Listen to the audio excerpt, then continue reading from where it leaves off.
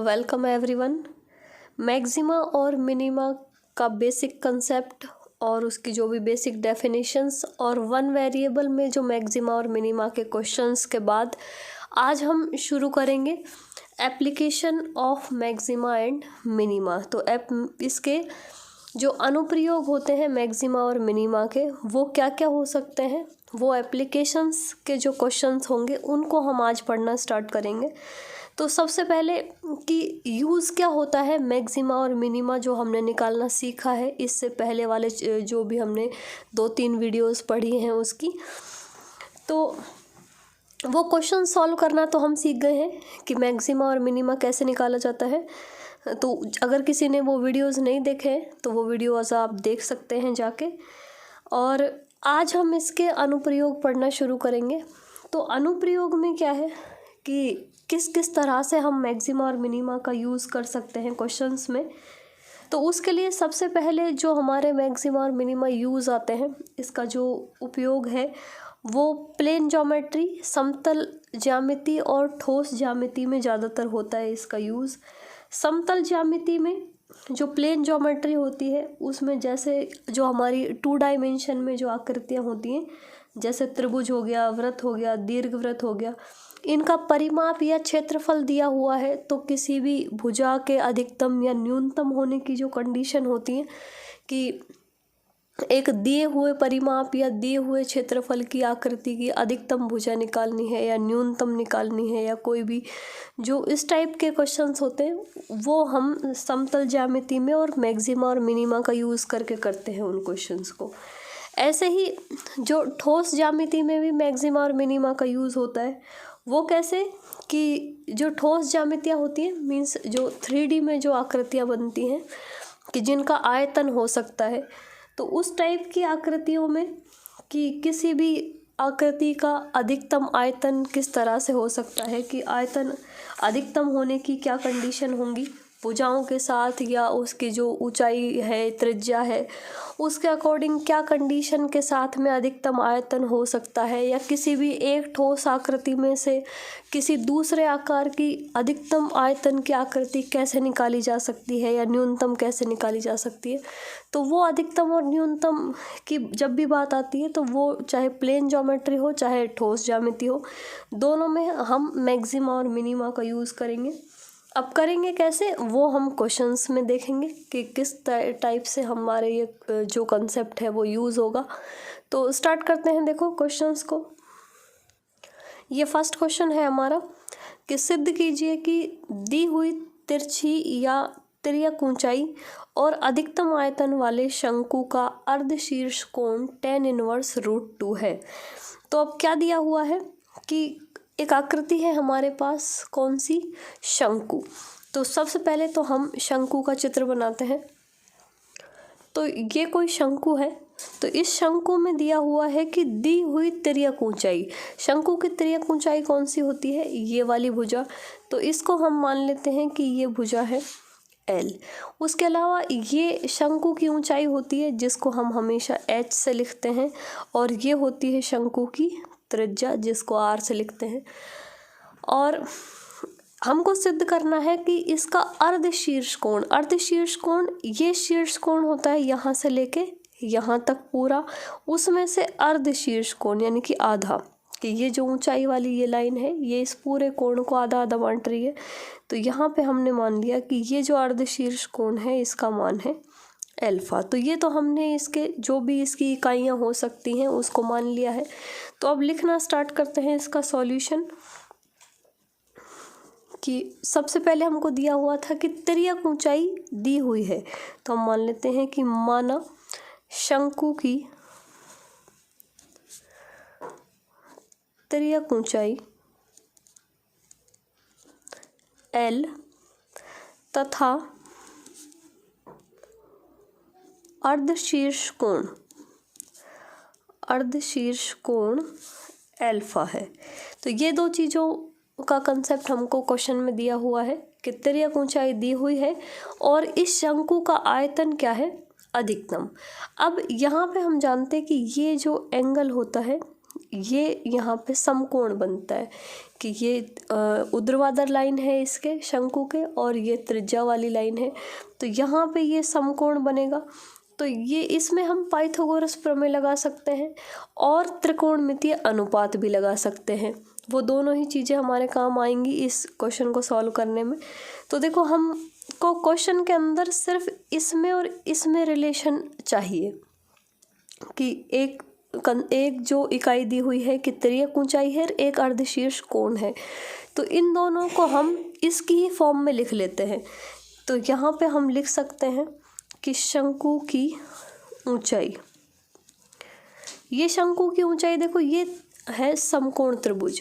इस समकोण त्रिभुज में ये आधार, ये इसकी ऊंचाई अगर इस तरह से लेंगे समकोण त्रिभुज में मानेंगे तो ये आधार हो जाएगा, ये ऊंचाई हो जाएगी और ये इसका कर्ण हो जाएगा और ये इसका एंगल हो गया थीटा, जिसकी जगह अल्फा लिखा हुआ है। तो हमको रिलेशन चाहिए इसमें और इसमें, आधार और कर्ण में। तो आधार और कर्ण में हम रिलेशन निकालेंगे तो जो शंकु की ऊंचाई आएगी वो आएगी h बराबर L cos अल्फा। वो यहाँ से लिख सकते हो कि cos अल्फा बराबर क्या होता है, आधार बटा कर्ण, तो cos अल्फा बराबर आएगा h बटा L और ये L यहाँ पे क्रॉस मल्टीप्लाई हो जाएगा। इतना कंसेप्ट हम छोटी क्लासों से जानते हैं तो ये हमने डायरेक्ट लिख दिया, ठीक है। और ऐसे ही हम त्रिज्या को लिख सकते हैं कि शंकु की त्रिज्या क्या दिया हुआ है r। अब इस r को भी हम इसी फॉर्म में लिखेंगे। अब r क्या है देखो, इस समकोण त्रिभुज के लिए ये इसकी ऊंचाई है कि अगर इस समकोण त्रिभुज को हम दोबारा से बनाएंगे तो ये ऊंचाई वाली लाइन पे आएगा। तो इसमें और इसमें रिलेशन साइन थीटा से मिलता है कि साइन थीटा बराबर होता है लंब बटा कर्ण। तो यहाँ पे जो हम लिखेंगे त्रिज्या वो हो जाएगी L साइन अल्फा। तो ये दोनों मान आ गए हमारे पास, h का भी और L का भी।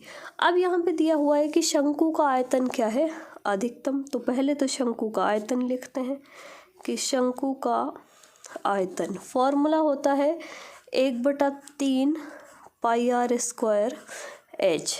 ये शंकु के आयतन का फॉर्मूला है। और अब हम इसमें मान रख सकते हैं 1/3 पाई, r की जगह मान हो जाएगा L साइन अल्फा का स्क्वायर और h की जगह हो जाएगा L cos अल्फा।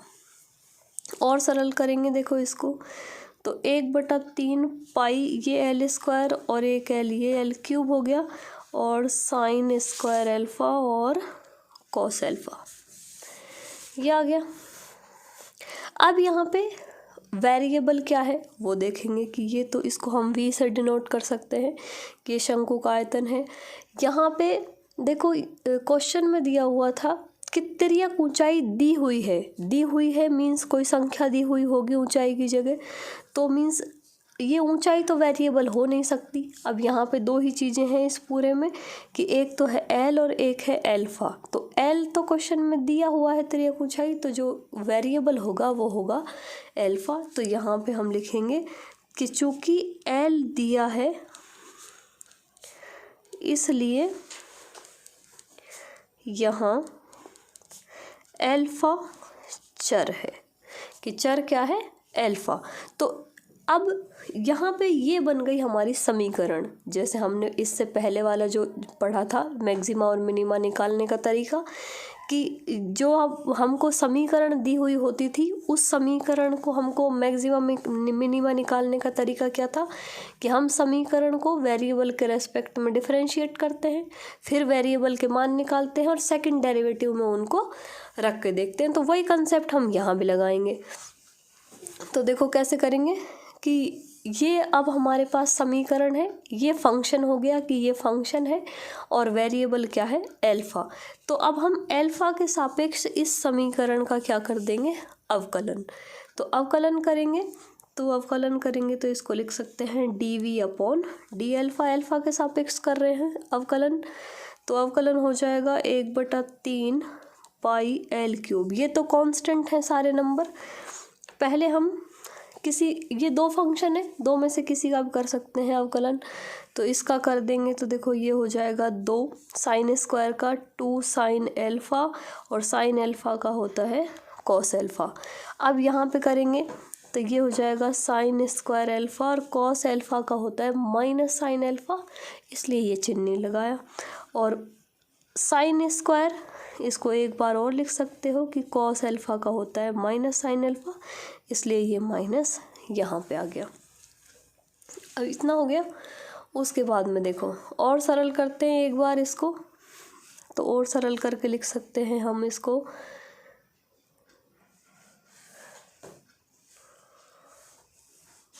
यहाँ पे 2 साइन अल्फ़ा और साइन अल्फ़ा का कॉस अल्फ़ा, इसलिए ये स्क्वायर हो जाएगा। ये मिस्टेक हो गया। ये 1/3 पाई एल क्यूब, इसमें से हम साइन अल्फ़ा कॉमन ले सकते हैं, तो ये हो जाएगा साइन अल्फ़ा, और यहाँ बचेगा 2 कॉस स्क्वायर अल्फ़ा और माइनस साइन स्क्वायर अल्फ़ा। तो ये आ गया इसका फर्स्ट डेरिवेटिव dv/d अल्फ़ा। अब हम फर्स्ट डेरिवेटिव को 0 के बराबर रखते हैं और फिर सेकंड डेरिवेटिव में मान रखते हैं। तो पहले या तो सेकंड डेरिवेटिव निकाल सकते हैं या पहले इसको 0 के बराबर रख सकते हैं। तो दोनों में से कोई सा भी काम कर सकते हैं हम, कि उच्चिष्ट तथा निम्निष्ट के लिए, उच्चिष्ट और निम्निष्ट के लिए पहले हमको इसका फर्स्ट डेरिवेटिव यानी कि dv/d अल्फ़ा, इसको 0 के बराबर रखना होगा। इसको 0 के बराबर रखेंगे तो हमको इस वेरिएबल के कुछ मान मिलेंगे। देखो क्या मिलते हैं, सरल करते हैं इसको।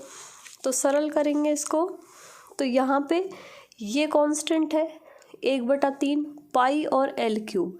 अब ये तो पहले से ही कांस्टेंट है, तो ये तो 0 होगा नहीं, तो 0 क्या होगा, sine alpha 2 cos square alpha minus sine square alpha बराबर 0। ये फंक्शन 0 के बराबर होगा।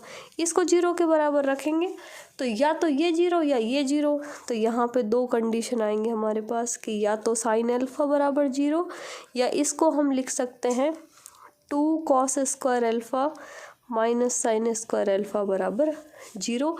इसको हम साइन स्क्वायर को उधर ले जाएंगे और बटे में कॉस स्क्वायर ले जाएंगे, तो इसको हम ऐसे भी लिख सकते हैं कि tan स्क्वायर अल्फ़ा बराबर 2।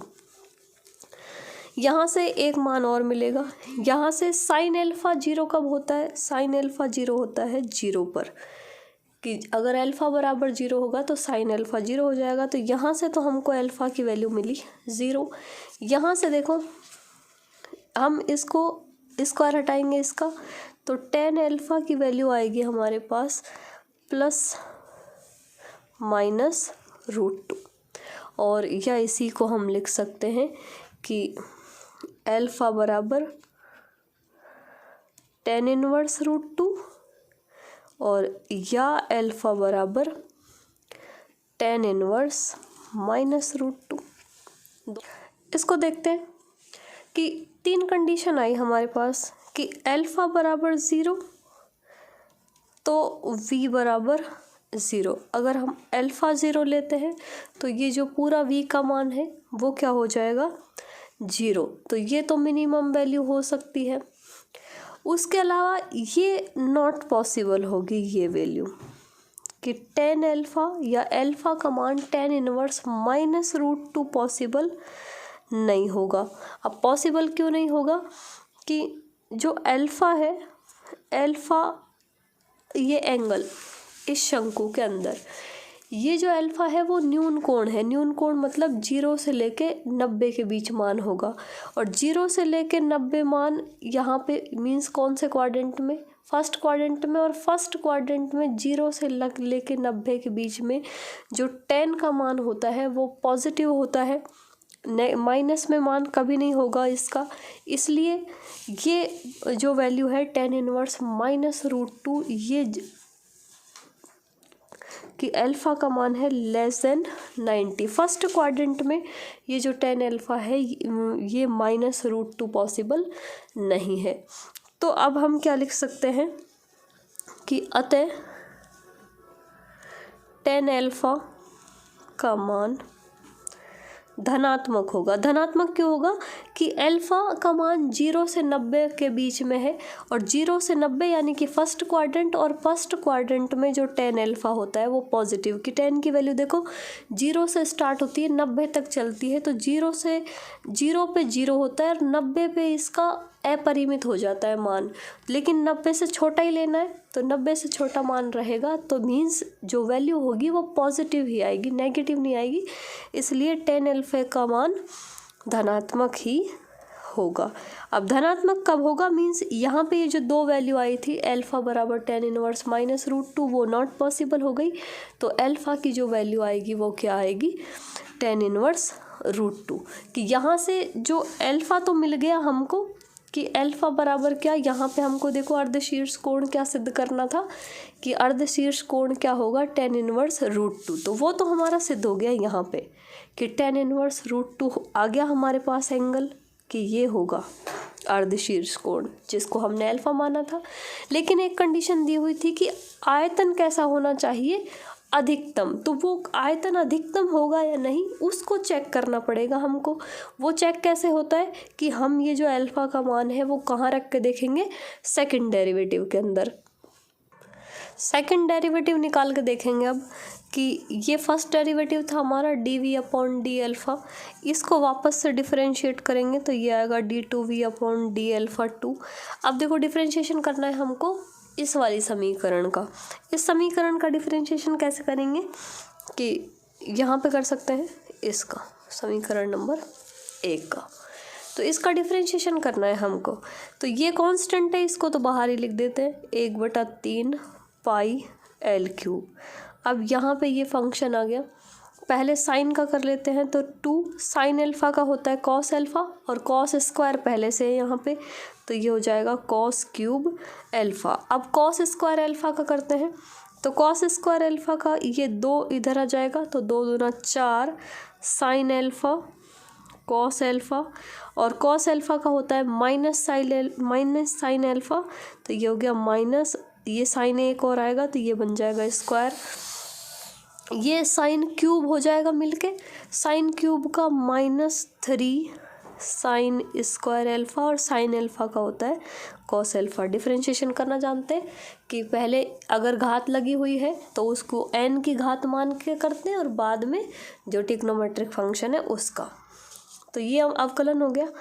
अब देखो और सरल करेंगे इसको, 1/3 पाई l³, और ये वैल्यू 2 कॉस क्यूब अल्फ़ा, ये भी साइन स्क्वायर अल्फ़ा है, ये भी साइन स्क्वायर अल्फ़ा, ये -4 ये -3, तो ये हो जाएंगे -7 sine square alpha cos alpha.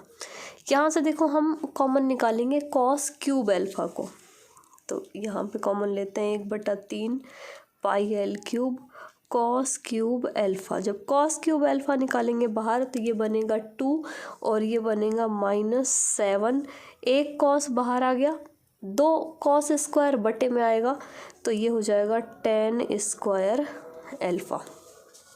tan square alpha की वैल्यू देखो यहाँ से रख देंगे हम, tan स्क्वायर अल्फ़ा क्या आया था हमारे पास 2, तो इस वैल्यू को अल्फ़ा की वैल्यू को रख देंगे, इसलिए हमने इसको 10 में चेंज किया है, तो ये आएगा 1/3 पाई l³ कॉस क्यूब अल्फ़ा,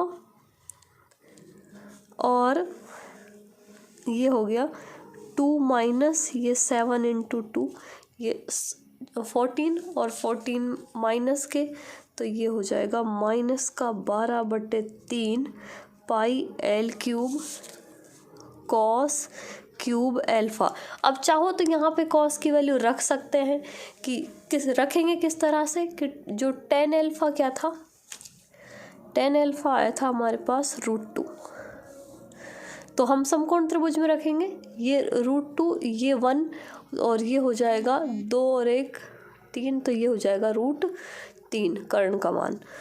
अगर इसको रखेंगे तो भी कॉस अल्फ़ा क्या होता है, आधार बटा कर्ण, यानी कि 1/√3, तो इसको अगर रख भी देंगे तो ओवरऑल वैल्यू ये रहेगी नेगेटिव ही, तो मीन्स ये ओवरऑल जो वैल्यू आएगी वो आएगी हमेशा <0। और अगर सेकंड डेरिवेटिव की वैल्यू <0 होती है तो जो आयतन होगा कि अब लिखेंगे कि अतः अल्फ़ा बराबर tan इनवर्स √2 पर आयतन अधिकतम होगा।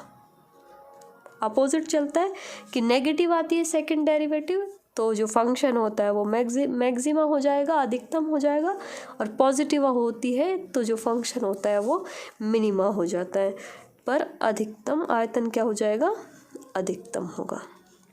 तो इस टाइप के क्वेश्चंस को सॉल्व करने में हमारा ये मैक्सिमा और मिनिमा काम आता है। तो ये आज हमारा एक क्वेश्चन हुआ है, बट आराम से हमने सॉल्व किया है इसको डिटेल में, और इसके बाद हम और क्वेश्चन सॉल्व करेंगे इसके। तो मिलते हैं नेक्स्ट वीडियो में।